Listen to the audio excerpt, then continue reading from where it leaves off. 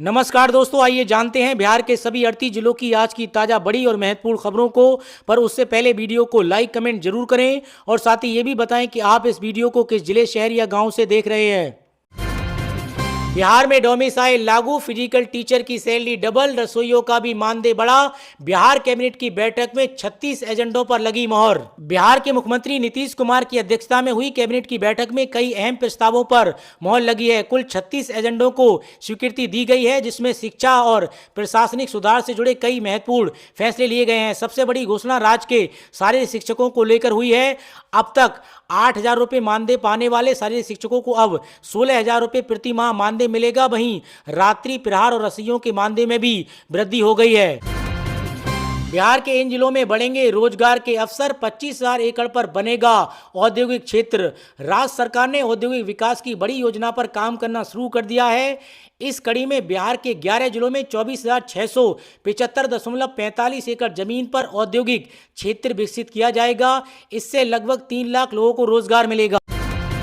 IAS प्रत्यय अमृत होंगे बिहार के नए मुख्य सचिव। नीतीश सरकार ने पद संभालने से पहले थमाई एक और बड़ी जिम्मेदारी। बिहार के नए प्रमुख सचिव प्रत्यय अमृत होंगे। 1 सितंबर से वो वर्तमान मुख्य सचिव अमृतलाल मीणा की जगह लेंगे। सरकार ने प्रत्यय अमृत को अभी से ही प्रधान सचिव कार्यालय का ओएसडी बना दिया गया है। बिहार कैबिनेट ने निकाला भ्रष्टाचार रोकने का फार्मूला। साइकिल, छात्रवृत्ति और योजनाओं का पैसा सीधे खाते में आएगा। हर विधानसभा क्षेत्र में बनेगा डिजिटल लाइब्रेरी। बिहार में 3,727 पदों पर भर्ती का नोटिफिकेशन जारी। 25 अगस्त से शुरू आवेदन, 10वीं पास करें अप्लाई। बिहार कर्मचारी चयन आयोग ने ऑफिस अटेंडेंट के 3,727 पदों पर भर्ती का विज्ञापन जारी किया है। उम्मीदवार आयोग की ऑफिशियल वेबसाइट पर जाकर आवेदन कर सकते हैं। बिहार में डोमिसाइल नीति लागू। TRE 4 और TRE 5 से होने वाली शिक्षकों की बहाली में 85% आरक्षण। मंत्रिमंडल की बैठक के बाद कैबिनेट के अपर मुख्य सचिव डॉक्टर एस सिद्धार्थ ने बताया कि बिहार में जातीय तौर पर 50% और आर्थिक रूप से कमजोर वर्ग के लिए आरक्षण 10% है। इसके बाद बची 40% अनारक्षित समान सीटों में 35% सीट बिहार मूल की महिलाओं के लिए रिजर्व हो चुकी हैं। बिहार के खगड़िया में थाने से महिला दरोगा और चौकीदार गिरफ्तार। रिश्वत लेते निगरानी की टीम ने पकड़ा। खगड़िया में नगर थाने में एक महिला सब इंस्पेक्टर और चौकीदार को निगरानी की टीम ने घूस लेते रंगे हाथों पकड़ लिया है। दोनों को गिरफ्तार करके निगरानी की टीम पटना लेकर आई है। अब जमीन के कागजात दुरुस्त कराएं, राजस्व विभाग खुद पहुंचेगा आपके द्वार। राजस्व एवं भूमि सुधार विभाग बिहार में जमीन संबंधी त्रुटियों के निराकरण के लिए एक खास पहल शुरू कर रहा है। 16 अगस्त से 20 सितंबर तक चलने वाले राजस्व महाअभियान के तहत अब हर पंचायत में विशेष शिविर लगेगा। ये रैयतों की जमाबंदी से जुड़ी समस्याएं ऑन द स्पॉट हल की जाएंगी। इस महा अभियान में न केवल रिकॉर्ड अपडेट होंगे बल्कि छूटे हुए नाम और हिस्सेदारी भी डिजिटल दस्तावेजों में जुड़ेंगे। बिहार सरकार का राजस्व एवं भूमि सुधार विभाग एक बार फिर से आम लोगों को राहत देने की तैयारी में है। इस बार खुद विभाग आपके दरवाजे तक पहुंचेगा ताकि आपकी जमीन संबंधी कागजातों की हर गलती दूर की जा सके। छूटे मतदाताओं का नाम जोड़ने के लिए जेडीयू ने गठित की टीम। 4 दिन राज्य भर में चलाएंगे विशेष अभियान। बिहार में चुनावी हलचल तेज है और अब मतदाता सूची का विशेष गहन पुनरीक्षण अभियान सियासत का नया अखाड़ा बन गया है। जहां एक और विपक्ष इस प्रक्रिया पर संदेह जता रहा है, तो वहीं मुख्यमंत्री नीतीश कुमार की पार्टी जनता यूनाइटेड जदयू ने इस अभियान को पूरी गंभीरता से लेते हुए राज्यव्यापी रणनीति अभियान की घोषणा कर दी है। 34 वरिष्ठ नेताओं की टीम गठित कर पार्टी मतदाता जागरूकता और नाम जोड़ने की प्रक्रिया को हर विधानसभा तक पहुंचाने की योजना पर काम कर रही है। तेजस्वी यादव के 2 मतदाता पहचान पत्रों को लेकर पुलिस में शिकायत दर्ज कराई गई। राष्ट्रीय जनता दल राजद के नेता तेजस्वी यादव के पक्ष में 2 मतदाता पहचान पत्र जारी करने की जांच की मांग करते हुए पटना के एक थाने में शिकायत दर्ज कराई गई है। एक अधिकारी ने यह जानकारी दी है कि एक दिन पहले निर्वाचन आयोग ने तेजस्वी यादव उस मतदाता पहचान पत्र को जांच के लिए सौंपने के लिए कहा था, जिसके बारे में उन्होंने यादव ने दावा किया था कि ये पहचान पत्र उनके पास है, जबकि उसे आधिकारिक तौर पर जारी नहीं किया गया था। पीएम किसान सम्मान निधि योजना के बाद मोदी सरकार का एक और तोहफा, फसल बीमा योजना की आखिरी तारीख बढ़ी। प्रधानमंत्री किसान सम्मान निधि योजना की 20वीं किस्त 9.7 करोड़ किसानों के खाते में ट्रांसफर करने के बाद मोदी सरकार ने किसानों को एक और खुशखबरी दी है। प्रधानमंत्री फसल बीमा योजना के अंतर्गत खरीफ की फसलों की बीमा कराने की आखिरी तारीख 14 अगस्त तक कर दी गई है। हालांकि सरकार की ओर से यह भी स्पष्ट कर दिया गया है कि यह आखिरी अंतिम मौका है, इसके बाद तारीख में बढ़ोतरी नहीं की जाएगी।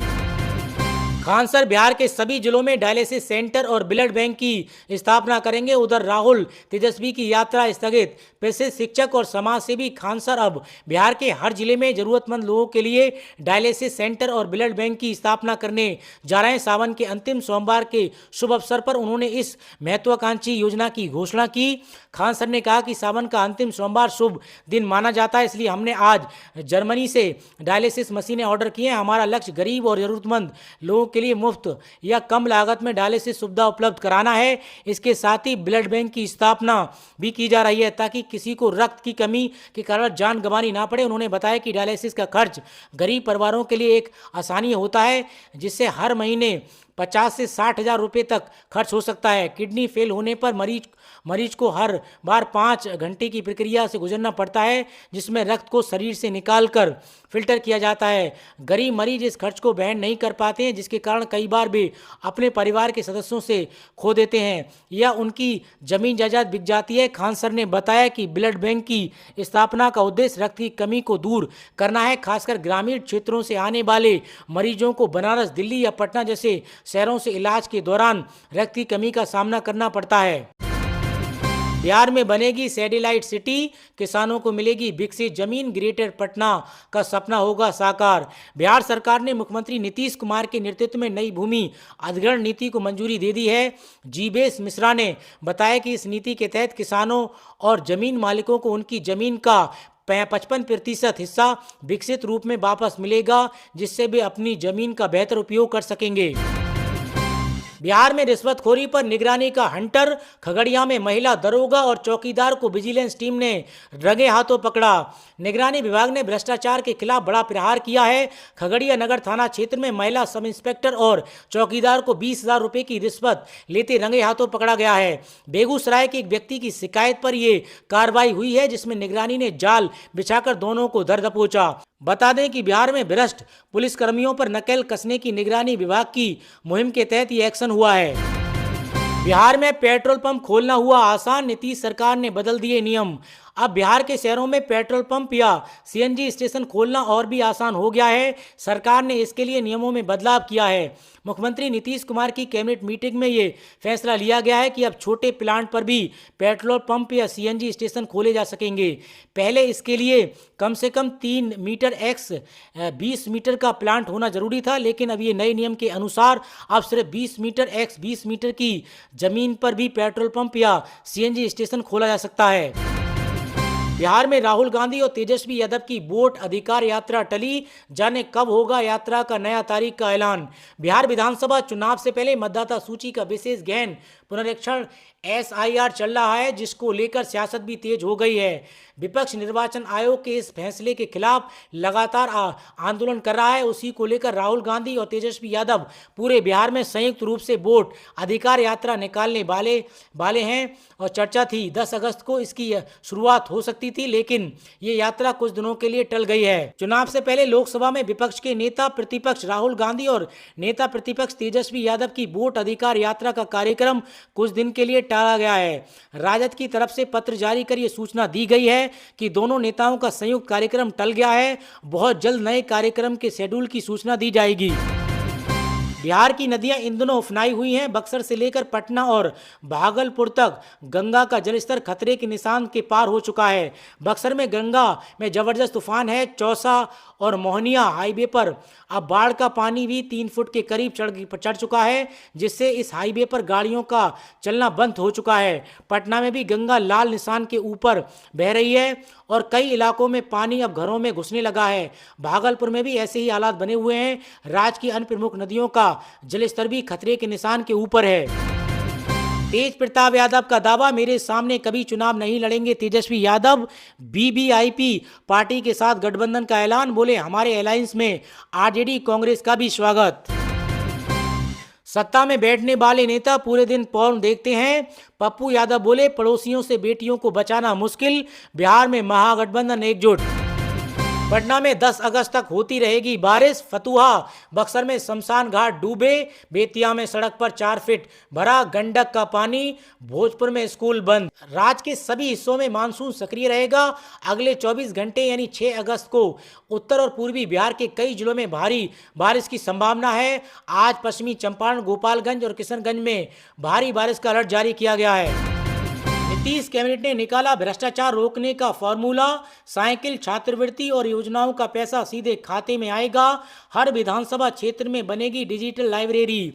बिहार के बच्चों और युवाओं की पढ़ाई को आसान और बेहतर बनाने के लिए मुख्यमंत्री डिजिटल लाइब्रेरी योजना शुरू की है। इस योजना के लिए सरकार 94 करोड़ 50 लाख और 47,000 रुपये मंजूर किए गए हैं। अब राज्य के हर विधानसभा क्षेत्र में एक डिजिटल लाइब्रेरी सेंटर खोली जाएगी ताकि छात्र और युवा ऑनलाइन पढ़ाई कर सकें और प्रतियोगी परीक्षाओं की तैयारी कर सकें। इसके अलावा बिहार में साइकिल और छात्रवृत्ति का पैसा भी सीधे खातों में ट्रांसफर किया जाएगा। मंगलवार को नीतीश कैबिनेट की बैठक में 36 एजेंडों पर मोहर लगी है।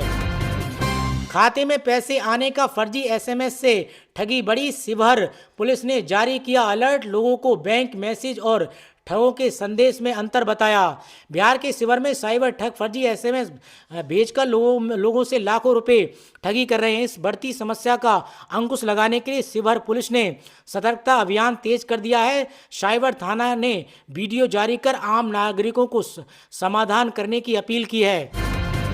बिहार में चुनाव हार रही है भाजपा। प्रशांत किशोर, सीतामढ़ी में पीके का अमित शाह पर हमला। कहा, महाराष्ट्र में बिहारियों पर अत्याचार के समय चुप थे। जन स्वराज अभियान के तहत सीतामढ़ी पहुंचे प्रशांत किशोर ने डुमरा फुटबॉल ग्राउंड में आयोजित जनसभा में केंद्रीय गृह मंत्री अमित शाह पर तीखा हमला बोला। प्रशांत किशोर ने सवाल उठाया कि महाराष्ट्र में भाजपा की सरकार थी और वहां बिहारी मजदूरों को पीटा जा रहा है, तब अमित शाह चुप क्यों थे। उन्होंने कहा कि शाह को सीतामढ़ी की जनता को इसका जवाब देना चाहिए। पीके ने अमित शाह के हालिया सीतामढ़ी दौरे पर कटाक्ष करते हुए कहा कि वे यहाँ वोट मांगने तो आ गए, लेकिन बिहारियों पर हुए अत्याचार पर कभी आवाज नहीं उठाई। उन्होंने जनता से पूछा कि जो नेता आपकी सुरक्षा की चिंता नहीं करता है, क्या आप उसे फिर से वोट देंगे। अपने संबोधन में प्रशांत किशोर ने भाजपा और चुनाव आयोग के संबंधों पर भी सवाल उठाए। उन्होंने आरोप लगाया कि SIR स्मार्ट इंडिया रजिस्ट्रेशन योजना के बहाने भाजपा और चुनाव आयोग मिलकर गरीबों, वंचितों और मुस्लिम मतदाताओं के नाम वोटर लिस्ट से हटाना चाहते हैं। पीके ने दावा किया कि जनता अब जाग चुकी है और भाजपा इस बार बिहार में चुनाव हारने जा रही है। डोमिसाइल नीति और वृद्धा पेंशन में बढ़ोतरी को लेकर उन्होंने कहा, ये सारे काम जन स्वराज के दबाव में हो रहे हैं। प्रशांत किशोर ने यह भी दावा किया कि बिहार में जन स्वराज पार्टी की सरकार बनने पर 60 वर्ष की आयु से ऊपर के व्यक्तियों को 2,000 रुपये मासिक पेंशन मिलेगी। साथ ही बच्चों को प्राइवेट स्कूल में मुफ्त शिक्षा दी जाएगी जब तक सरकारी स्कूलों में सुधार नहीं हो जाता। सोना आज 230 रुपये से बढ़कर 1,397 रुपये प्रति 10 ग्राम पर पहुंचा। वहीं चांदी 1.12 लाख रुपए बिक रही है। 8वें वेतन आयोग में 30 से 40 हजार के जोरदार इंक्रीजमेंट का दावा। 8वें वेतन आयोग पर एलारा सिक्योरिटीज का बड़ा अनुमान सामने आया। रिपोर्ट के मुताबिक सरकार 3 से 3.15 लाख करोड़ रुपए तक का कर्मचारियों को, पेंशनरों को दे सकती है। भारत सरकार की मिनिमम सैलरी अभी 18,000 है। पॉपुलर अनुमान है कि ये कम से कम 30,000 से 54,000 के आसपास हो सकती है, क्योंकि ये सारी चीज़ें फिटमेंट फैक्टर्स के डिफाइन से हो रही हैं। इसलिए अनुमान है कि मिनिमम फैक्टर 1.92 से 3.86 तक हो सकता है। 1.92 हुआ तो 18,000 की सैलरी 30,000 के पार होगी। 3.86 हुआ तो 18,000 पाने वालों की सैलरी 50,000 रुपये पार हो जाएगी। देश में सैलरीड सरकारी कर्मचारियों से कहीं ज़्यादा पेंशनर हो चुके हैं। 54 से 70 लाख के बीच करियर पूरा करने के बाद ये पूर्व सरकारी कर्मचारियों को पूरी तरीके से पेंशन पर निर्भर रहते हैं। एलारा सिक्योरिटीज का अनुमान है कि पेंशन हर महीने 15,000 से 18,000 रुपये बढ़ सकती है। 7वें वेतन आयोग से मिनिमम 9,000 रुपये चल रही है। तो दोस्तों, बिहार से जुड़ी आज की खबरों में इतना ही। और अधिक खबरें जानने के लिए आप बिहार न्यूज़ 92 के साथ जुड़े रहिए।